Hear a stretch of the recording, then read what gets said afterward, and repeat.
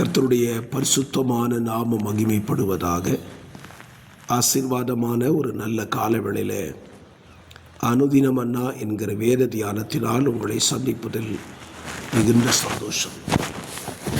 கிருபையாய் கர்த்தர் நமக்கு ஒரு நல்ல நாளை கூட்டி கொடுத்திருக்கிறார். இந்த நாள் இந்த வருடத்தினுடைய 27வது நாள். இந்த நாளின் காலையிலே கர்த்தருடைய வேதத்தை நாம் தியானிக்க கர்த்தர் நமக்கு உதவி செய்வார்.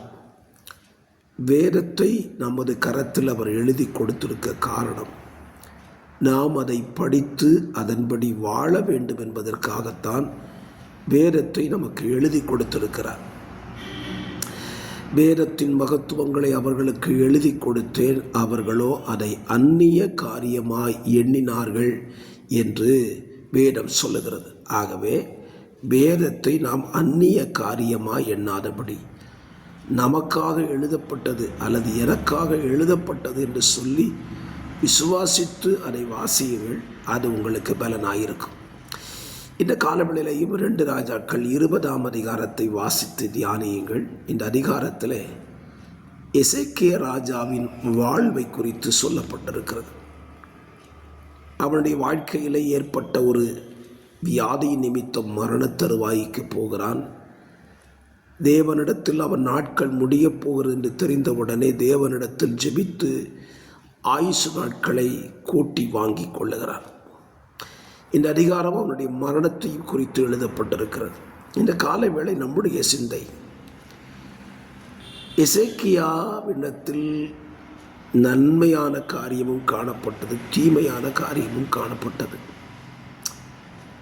அவனிடத்தில் காணப்பட்ட ஒரு சுயநலமான ஒரு காரியத்தை இந்த காலவெளியிலே தியானிக்க போகிறோம். என்ன என்றால், தேவன் அவனுடைய பிற்கால சந்ததிகளின் வாழ்க்கையில் நடக்கப் போகிற காரியத்தை குறித்து அவனிடத்தில் பேசுகிறார். அப்படி பேசும்போது, உன்னுடைய குமாரர்கள் பாபிலோனின் அரண்மனையில் வேலைக்காரராய் இருப்பார்கள் என்று கர்த்தர் சொல்லுகிறார் என்று சொல்லுகிறார்.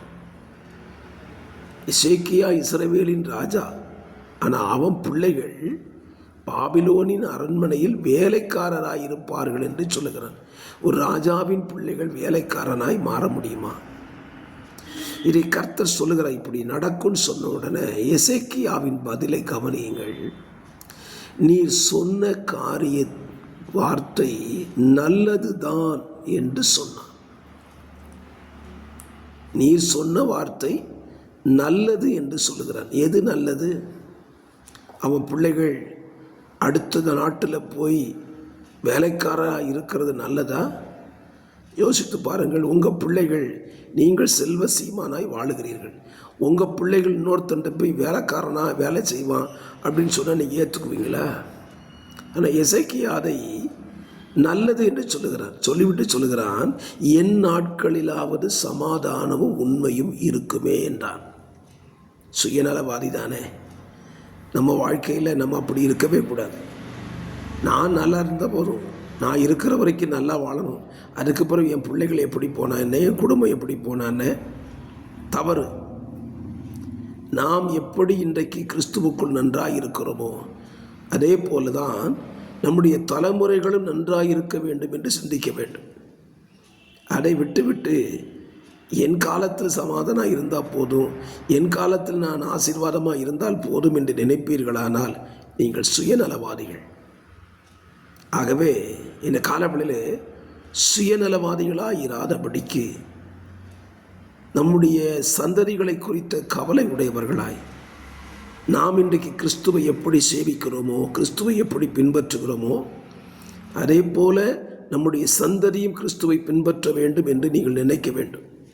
அதற்காக ஜெபியுங்கள், அதைக்காக வாஞ்சியுங்கள். நம்ம சந்ததிகள் யார்கிட்டையும் அடிமைத்தன வேலை செய்யவே கூடாது. நம்ம சந்ததி உலகத்துக்குள்ளே போயிடக்கூடாது. கிறிஸ்துவை சேவிக்கிற சந்ததியாக இருக்கணும். எசேக்கியாவுடைய சுயநலம், அவன் தன் பிள்ளைகளுக்காய் கவலைப்படவில்லை. இந்த காலவெளியில் உங்கள் பிள்ளைகளுக்காக கவலைப்படுங்கள். கிறிஸ்துவை சேவிக்கிற பிள்ளைகளாக அவர் இருக்க ஜெபியுங்கள். பரிசுத்த பிதாவே, இந்த வார்த்தையின்படி எங்கள் வாழ்க்கை மட்டுமல்ல, எங்களுடைய தலைமுறைகளும் கிறிஸ்துவை சேவிக்க வேண்டும் என்கிற ஆசை எங்களுக்குள்ளே தாங்க. வார்த்தையை கேட்கிற பிள்ளைகளை அப்படியே மாற்றுங்க. இயேசுவின் நாமத்தில் பிதாவே, ஆமென்.